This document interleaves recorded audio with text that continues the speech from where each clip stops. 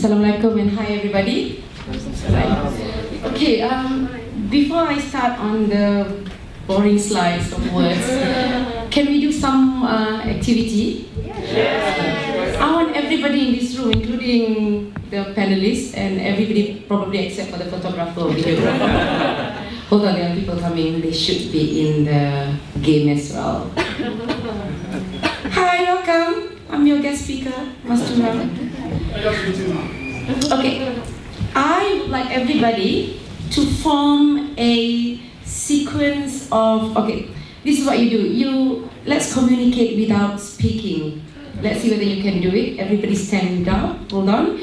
Arrange yourself from your birth month.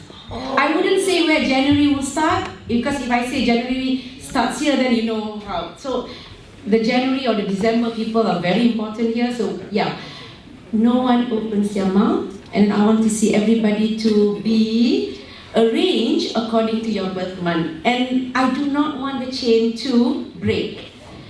I give you 5 minutes to do that, and no talking. Let's do this where the UPM people can really do it.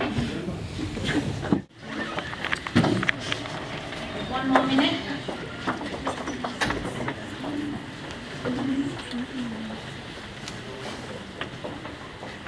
Another observation is there should be a leader. I could see that Buzz was trying hard to rearrange people, but no one was looking at him. But of course, you're August born, right? But you were so busy with your sign language there. Thank you very much. Okay, yeah. That's me.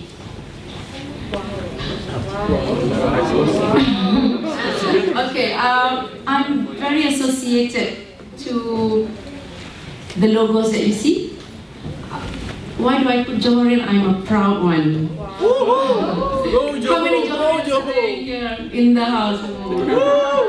Sultan Ibrahim Girls School.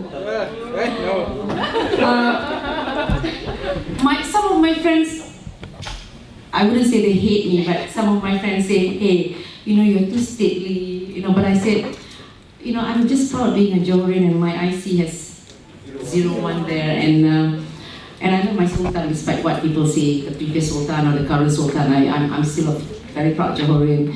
And I think the MC just now has mentioned that I'm very much associated to these brands. I was almost 9 years with RHB Banking Group. And I've always been in the corporate communications department or division. And then after 9 years in banking, I was offered to join Media Prima. For those of foreigners, Media Prima is actually a media powerhouse that owns TV3, 4 TV stations, 3 radio stations, News Straits Times, Berita Harian Metro, outdoor, the outdoor advertising, 49% market shares, yes. And online, they started the online, and of course they have their own production house that produces not only Malay dramas, but they do sell back to CNN or History Channel. So I thought it was fun to run away from a very structured, boring company and go to Media Prima and have some fun. But I think I practically had no life there, because every weekend I will have to go to Jom Hebo. Yeah, not Jom Hebo. And then at that time in 2012-13, it was the election year. So Media Prima was the government's engine for Jelajah Janji Ditepati. God knows whether it was Ditepati or not, okay?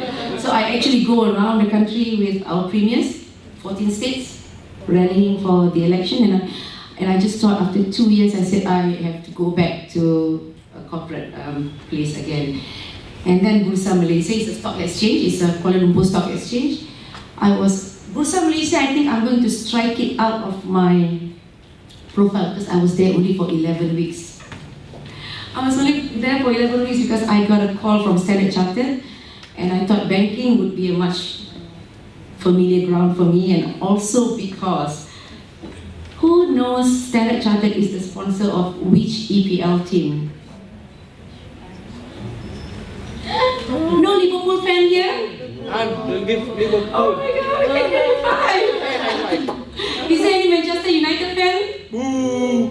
There isn't any EPL. Okay, there's no football fan. Okay, I'm sorry. I've been a Liverpool fan since I was 8 years old. I grew up in Singapore. My late father was a very Liverpool fan. Yeah, and I felt like I was called home. But of course the money was better lah. That was the whole reason. And yeah, also, okay, I'm also a wife. My husband is in the armed forces. He's in the Navy actually. And I'm a mother. I'm a mother of 3. My eldest son is 27. Yes, he's 27. He's working in Korea. He's in oil and gas. He's there for a couple of years, but he's been gone for 6 months now. How old are you? I didn't get married at 12, trust me. My CEO actually told my husband, did you snatch her from the cradle? Yeah, but I got married really young, trust me, really young. So my son is 27, and no wedding bells along the corner. I'm not ready to be a grandmother yet. My second son is, he did mechanical engineering in Monash University, Australia. Number 2 is also in Australia, Sydney University, also doing mechanical engineering 3rd year.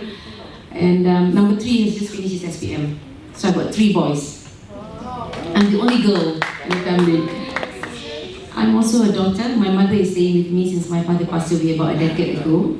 And I'm a sister. I only have 2 siblings, me and my brother. I'm a friend. I'm an educationist. I was just telling Dr. Nizam that I was a teacher actually when I came back from New Zealand. My background is social sciences. I'm supposed to be a teacher, but I told him, teaching doesn't pay well. Oh God, okay. I'm a line manager. A line manager is when you have people reporting to you, and it's a responsibility that is not easy. When you have a reportee under you need to coach the person, develop, and also besides showing your leadership. And I'm also an employee at the moment. Yes, I'm Standard Chartered Malaysia. Next. I think I was told that not all of you takes corporate communication. Some of you are from other backgrounds, but everybody communicate every day in your life. So, very simple terms for those who does not take communication is always defined as sharing of information, feelings, and ideas. How you extend it, how you actually share what your thoughts are and what you want people to know of your strategy. In this context is your organization. So yeah, exchanging information is essential for the company's success through internal and external. So for today, I know crisis communication is so sexy. People always want to know about crisis communications, but people forget that internal communications actually is the core of all of the corporate communications overall portfolios. Where I work, we have a new CEO. When the new CEO comes in, because I work in GLCs, right? You see RHB, Bursa, and Media Prima, and then Standard Chartered is an MNC. So we had a new CEO that came on board last February. 70% of his 100 days plan, 70% is actually internal communications, because he has to get the buy-in because he came from another market and he's not local. So he will. I will be drawing. Before he came on board, right? He came on board in in February. So from December onwards, we already have to share with the group what are his 100 days plan, and 70% of it is internal comms, because he needs to get the buy-in. He needs to share his priorities and strategies. He needs to get that buy-in. Unlike with the GLCs, when I had new CEOs coming on board, also when I was in RHB, for example, internal comms was their least priority, and I think that was probably things have changed in RHB maybe, but in GLCs I noticed from the notes that we exchanged among my comms fraternity, internal comms does not seem to be their priority. So when I say 70%, only 30% is meeting the stakeholders, the regulators, or the ministries, MOF, of course, your most important stakeholder, negara and all that. I'm not saying that clients can wait, but I think later on, 100 days is actually what, 3 months, with weekends and all that. It's actually a very short period. And then they will do some survey or measurement and see how successful is your internal communications plans in Malaysia, for example. And it was good because, for example, this is end of the year. He came last February. It's a thick of a box that every particulars that he does his morning coffee with them, coffee with CEO. So he has approached everybody in the building, which is really good. So you need to work with HR when the CEO comes and get to know all the business and the people. Okay, next. Yeah, that's what my topic is going to be about, employee communication. Okay, this is Dilbert. Does anyone know who's Dilbert? A very disgruntled employee, very unhappy because he had a lousy boss. His boss is mean. Okay, some of you does not know, but do Google and you know that Dilbert's comic is all about his very mean boss. All know that your employee is actually your best asset. They are your brand ambassador. Yes? Next. We'll read about the Dilbert. This is about being frank and things like that, but when you were asked to be frank, the management will identify you as a, not to say traitor, but will mark you and you will be not considered as being cooperative and things like that. Yeah. Thanks.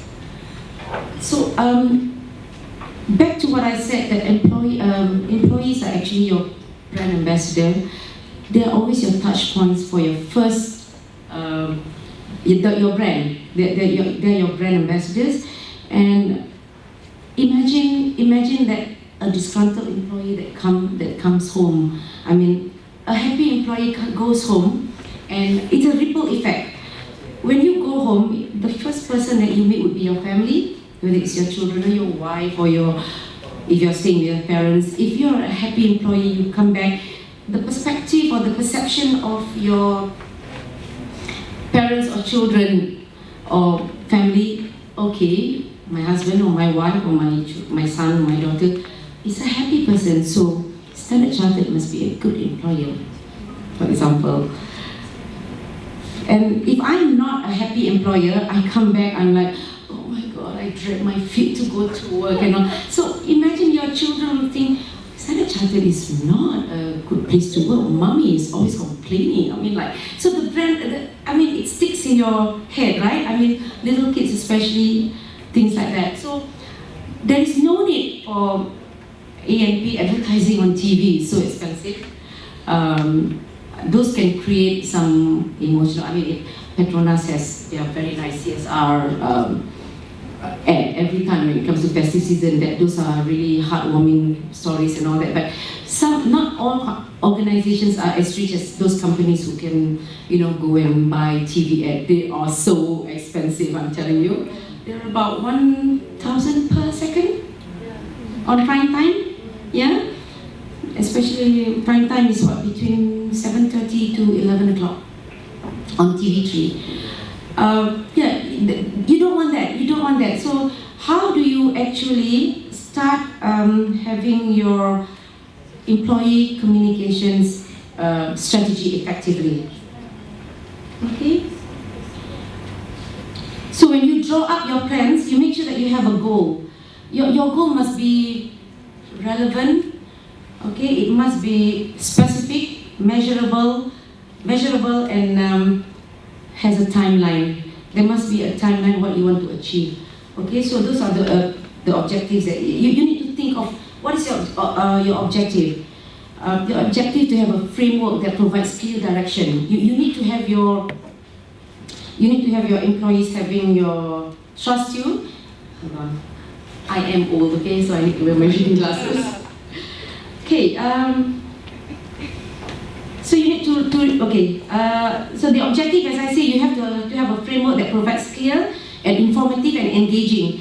And how do you achieve this? So you have to make sure that your goals are also there for you to simplify, in order to engage the employee, a two-way communication. So the structure has to be very simplified, and you have to think of channels for you to cascade your messages. Yeah. So and make sure that you know what your communication events and tactics, which is captured and referenced in forward. So find out how effectively communicate business objectives to employees. Your employees need to know your tagline. Your employees need to know, for example, in Standard Chartered Bank, this is here for good. And how do you actually practice the here for good tagline? How do we practice here for good tagline? We give back to the society. We are here for the people, we are here for the market, and we will be here, not to say even if the economy is down, but we will try. We have been here for the past 140 years. I mean, I'm talking on behalf of Standard Chartered. We have been here for 140 years, and we have gone through, I think, 4 or 5 very bad economic downturn, and we are still around. Thanks. So I mentioned about how engaged employees can share and believe the company's vision. So besides the first touch point of your family, and when you actually go out, you're actually very happy, or you can share. We have social media, right? If you're a happy employee, you will share on Instagram, on your Facebook, what your company does. Like you have CSR, and the company is launching this, company is launching that. Companies does allow that. If you want to share what are your products that you have. Of course, in your company's policy, between your IT and your HR, you have, of course, you cannot badmouth the company and use company's properties or PNC information. But I think simple things like what the company does that you think is good enough for the public or is good enough for the media to cover is also good enough for the social media. So you are the brand ambassador. If you are a happy employee, you will show off what your company's activities are. And it's easy to spot a good employee. They're motivated and authentic. It's all there. And how many of you are actually working while studying? Can I have a raise of hand? I don't know whether own business, Datuk Sri, is considered. How many of you looks forward to go to work every day? Really?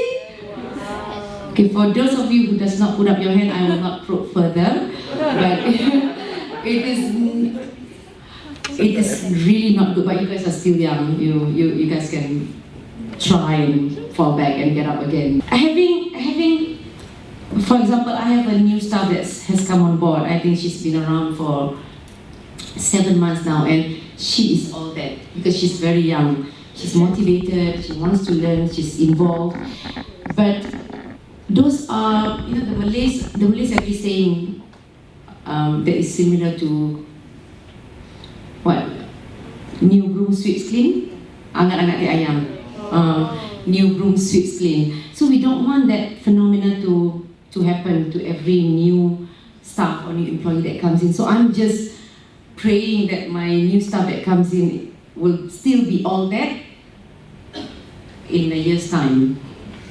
Because I think on the 7th month she suddenly realized that it is not just dandy all the way. I think she has found the job load, the workload is impacting her performance. Because the more you're good at something, the more, I'm a line manager. I see that she has potential. It's not that we line managers dump work, but I think we really want to develop this person. But of course, she's feeling like she really needs to slow down because she has lots to learn. So let's see whether I can still, because I when I do this, I actually make her as my sort of guinea pig. So I'll see whether in 2 months' time she's still proactive and energized. Okay. All right. I have actually discussed this. How do we turn your staff into firm believers? Okay, so I'm going to share with you how do we engage our employees, okay, with planning and communications approach. So the approach has to be, have to involve your strategy and tactical planning. Okay, assessing your strategy, what do you want to achieve? Is it measurable? Is it a two-way planning? And you have to identify the channels and the processes and the key messages is very important for you to cascade down what are the company's vision, mission, and key messages, yeah? And sharing with the employees of your company's calendars what the company intends to do beforehand will also help the employees to understand where the company is growing in which area and what are the priorities and strategies are. Can we go to the next one? Okay, we have discussed this also. Find out how effectively to communicate your business objectives. Sharing your vision and mission into the departments, inter-departments, and make sure that the departments are talking to each other. In employee communications, working with HR is very important, and it is not the responsibility of the human resource division only. It is also the responsibility of us, the corporate communications, to identify the channel on how to cascade down the channels. I hope the next slide is about the channels. Yes, I have discussed that. Let's go to the channels because I think, yeah. So, okay, look at your channels. That's available channels that you have. How many of the organization that you work in has at least 50% of the channels? You have a portal, internet portal? Yes.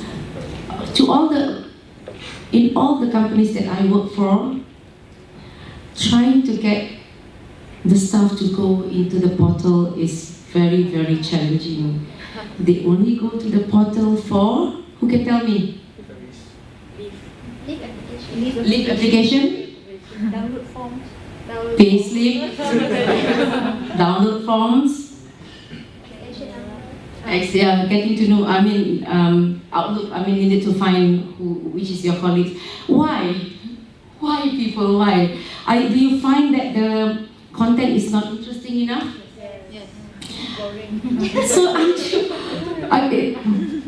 the corporate communications or the internal communications team, they are cracking their head trying to find out what are the things that will attract staff to go into the portal to check out the news or the company strategy. I had, from my previous organization or even now, I had people who will just tell me in my face and say, "Ayo Mastura, I see from internal comms, terus masuk recycle bin." How do you think that makes me feel? You have to get one thing from that previous organization, the buy-in from the management is not as great as where I am now. So you have to get the buy-in of the management, to have interesting stories, to engage your employees, and to spend a little bit more. If you have to pamper them with vouchers, that works. Answer 10. Please participate in our quizzes. You will get vouchers. There will be many people. At least I have hits. At least I can report to the group. Hey, this month I got 800 hits. I don't mind those 800 hits. Just for they're trying to answer the quizzes because they want 100 ringgit bucks and vouchers. You have to spend. Really, you have to spend. You have to get the management buy-in. You really have to make it interesting for them to go in, and then you have to engage. So you have to have inter-department decoration contests, for example. Like recently, Liverpool came and I said, let's have an inter-department. Which office can give me the most red office? Liverpool is red, right? Yes. Yeah. So we had like 10 divisions who were up for grabs for that 1,000 ringgit. Because they wanted that 1,000 ringgit and then 500. And so that.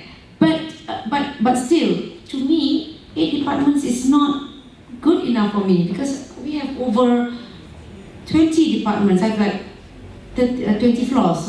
If possible, I want every floor. But because they think that the first price 1,000 is not that great. So yeah, you have to get the buy-in. You have to spend a little bit, and then slowly you will share the strategy. So quizzes, and now I have lessened the quizzes, but I have put in a lot of pictures. Employees like to see their pictures, especially when they go for their employee volunteering, or if they go for their town hall, if they go for events. You do not have to put just the senior management photos. I had one company who's like, senior management. They don't want to see. I think they're sick and tired of seeing the CEO's face, the CFO's face. Let's see the rakyat jelata, or let's see the common, your fellow employees. So, for example, for staff dinner, I will have pictures of the staff at their table, and tell them, and you sort of fish them, say, hey, you want to see your photographs during the annual dinner? Go to this link. And I think it's working. It's picking up, and it's working. Notice boards, eyeballs. Where do you put them? If I have an important news or a campaign. For example, I have one campaign on integrity and code of conduct. I actually put stickers in the toilet. Put them in the toilet. I put them, for the men's toilet, I put them near the urinal area, so they cannot escape it. They have to, it's in the face. That's allowed. Printing machine, while waiting to photostat, tengok, okay, yeah. Those are one of the ways you could do it. Notice board and posters are the same thing. Email, emails. Yes, you blast out your emails, but it's good if you have your, I call it sakuras. Sakuras in Japan, not just a flower. Sakuras in Japan are planted people. Planted means that your groupie, your friends. So you send, if you think that your message is not read, your news in the portal is not read by your other colleagues, I'm sure you have friends around in your colleagues, good colleagues, and say, hey, please share this with your network. So that helps a little bit. And newsletter, everywhere I work we have a weekly or a monthly newsletter. Those days it used to be printed, but now I think cost savings is all online. People are also doing a lot of online, right? And television, in a way, your employees, when they watch television, if your ad comes in, of course you feel proud. But then again, it's one of the most expensive way to advertise and promote. So interactive channels would be town halls. How many of you attend? How many of your CEOs do town halls? Can I check? Town hall is when your CEO meet a group of people, and this is no secret, meaning that Q&As, whatever the employee has any questions, you can ask.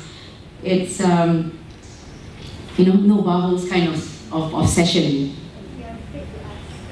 In GLC, I've seen that at town halls people don't ask questions, but in MNCs they ask, because one of our values is courageous. Courageous means that you should speak up.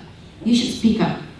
And these are the values that I think will help you as an employee to know more about what the company is doing.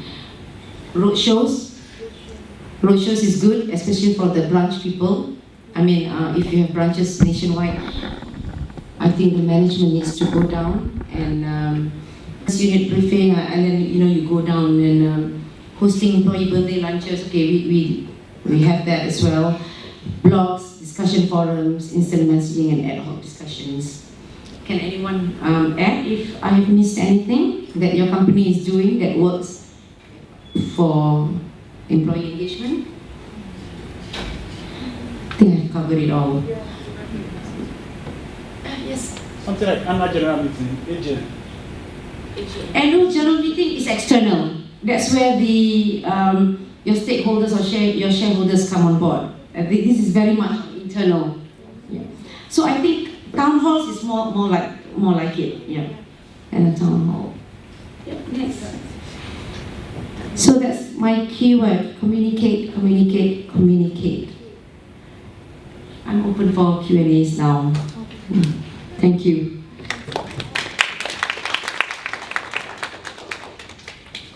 Any questions from the floor? There are actually, let me see. It is not easy to satisfy an employee, but if any of you here, I think most of us are employees, if any of you is satisfied with one of these things that I'm going to say out, then you are okay. If whatever I'm going to say here does not apply or mean anything to you, then please go and find another job. Okay, confidence. Okay, you don't have to answer. Maybe you have to jot down so that you can remember which are out of the 8 that I'm going to share with you. If at least if you have one, you are all right. Okay, confidence meaning that you're confident that the company is doing well, and you know, if you are in 1MDB, I'm sorry. That's what I mean. So confidence that the company is clean, company is dignified, and okay. If you're happy with the reward, okay, confidence is one, and number 2 is reward. Okay. I think the reason why I actually left Bursa Malaysia for Standard Chartered is the reward. Really. Ka-ching. Recognition. Some people, reward is not important, but recognition. You have your line manager who recognizes. Can I get your name? Chan. Yeah, maybe you don't have confidence. The company doesn't reward you. One and leave again, but recognition. Your boss said, "Chan, you're doing so well. You're doing so well in making in giving the right key messages to the media, for example." Yeah. Okay. So recognition. If you feel that you're recognized by the CEO, your line manager, okay, if you have that, okay. An opportunity for a career development. When I joined an MNC, I still think I do have an opportunity to go regional. For example, because our second HQ is in Singapore and Hong Kong. So that's really something that I thought, later I'm ready, I'll do a regional role. Now I'm head of corporate communications Malaysia. Who knows, in 3 years time I'm head of corporate communications ASEAN. Wow. But I don't think I'm ready to leave my mother and my husband. Okay. Process. Okay, that's number 5. If you're happy with the process, there's no hanky-panky, you think process, procedures, your compliance and things like that. So if you are that type of person who's really, yeah. Personal pride. Again, carry the brand. For example, my friends, because I was with RHB for 9 years, my branding with RHB is so huge. Some of my friends, some of my friends, they couldn't associate me with other brands because I was with RHB. For foreigners, RHB is the 4th largest bank in Malaysia. So yeah, branding, personal pride. So when I was in RHB, for example, I was happy. Where are you from, RHB? But when I was in Media Prima, I actually tried not to actually expose myself. That 2 years was something that I had exposure with the government and the media. It was really very good experience for me. Yeah? And product, you believe in the product of your company? I see some of you are nodding. I believe in my product, banking. I know we are doing well. We are all right. And the last one is working environment, your colleagues, even your in Standard Chartered, because it's an MNC company. Let me just tell you, my room as the Group General Manager of Media Prima is as big as the CEO of Standard Chartered Malaysia. That's how the culture is for MNC. And as head of corporate com, I do not have a room in MNC. I just have not even a cubicle. We have an open desk policy. But if you're senior enough, you get the sunlight. So I got the window seat. I can look over Raja Chulan. I do not have. In fact, when I was a senior manager in RHB, I have a nice room, which is my head of retail. In Standard Chartered Malaysia, there's only 7 people with a room. We have the CEO and the CFO and the risk and yeah. So what I mean is, I'm okay, but I'm okay. I mean,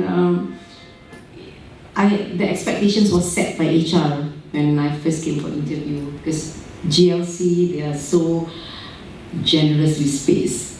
So I went to my CEO room and he interviewed me and I said, wow, my room in Media Prima is as big as yours. And I was just the group GM of corporate communications. Yeah, and as a VP in Bursa, it was half the size. Yeah. So yeah, work environment. So if you can answer, Chan, anything there, I'm sure 4 out of 8. So that is quite a satisfied. If you are at least 1, you are okay. If you say no to everything, really, you are not a happy employee. Okay. Any question?